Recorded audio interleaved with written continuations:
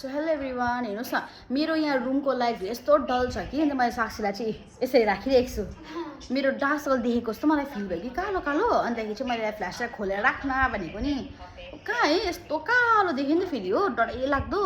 अन्तखेरि चाहिँ हामी चाहिँ भर्खर दोकानबाट आएको हो, सौदाहरू गऱ्यो हामीले। सौदा पनि के भन्नु अब यस्तो चिप्स किन्यो, क्याम्पा किन्यो, अन्त अब स्याम्पूहरू किन्यो हो। अब फेरि कपाल आज मैले नुहाएको छु होइन, फेरि भोलि म ड्युटी जान्छु, आउँदाखेरि फेरि ओइली टाइप भएर भइहाल्छ हो, पुरा चिलाउनु थाल्छ कपाल होइन। सो अन्त हामी फ्रिक्वेन्टली नुहाउँछ नि त आजकल चाहिँ, आजकल पनि के भन्छ सधैँ नै नुहाउँछ हामी। ओइ मलाई आँखा मेरो यस्तो भयो, यस्तो गरेँ अन्तदेखि चाहिँ त्यस्तो हुन्छ नि त। अन्त पुरा बेसी स्याम्पूहरू त्यो हुन्छ हो, नुहाइबस्नुपर्छ, कपाल ओइली भइहाल्छ हो। अन्त यस्तो बेसी यस्तो डल्लो गरेर बन बारेर चाहिँ नि पुरा कपालहरू दुख्नु थालेको छ, कपाल झर्नु थालेको छ हो। अन्त वाक्कै बेसी आज चाहिँ हामीले एउटा मुभी हेरेको थिएँ, के अरे मैले चाहिँ पेडी पेडी भन्थेँ कि खासमा पेड्डी रहेछ हो।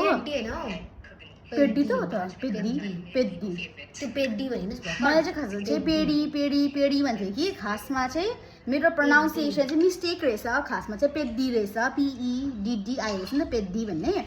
अनिखेरि रामचरणले खेलेको मुभी हो गाइस, हेर्नुहोस् होला यस्तो दामी छ। मैले चाहिँ अलिक हल्का क्लिप्सहरू मैले हालेको छु फेसबुकमा हो। लास्ट एन्डिङ चाहिँ वाज सो अनएक्सपेक्टेड। अब त्यो राम्रै नै हो, अब ऊ भनेको अब कहाँको हो, अब त्यो भन्छ दामी नै छ मुभी चाहिँ हेर्नुहोस् है गाइस। तर मैले एक्सपेक्ट गरेको जस्तो चाहिँ थिएन। तर अलिकति त पुग्यो नि त त्यहाँतिरको छेउमा, राम्रै छ हो। मुभी चाहिँ हेभी दामी छ।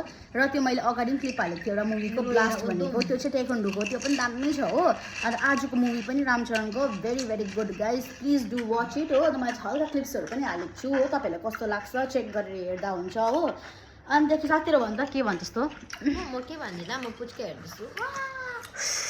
मलाई पनि यस्तो जिन्दगी बसेर मुखबाङ गरेर खानु मन छ गाइज, नमोटाउने भएको भए त है। ल मोटाउने भएको भए त। ओके गाइज, अब मेरो भोलि चाहिँ मर्निङ सिफ्ट हो, मलाई टेन्सन भइरहेछ म कसरी उठ्नु भनेर। अन्तदेखि साक्षीको चाहिँ इभिनिङ सिफ्ट हो। अन्तदेखि चाहिँ अब चाहिँ हामी क्याम्पाहरू खाँदै बस्छु, दुईजना दिदी बहिनी मात्रै छ हो। सो बाई गाइज, भोलि भेटौँ ल, बाई भन्छु।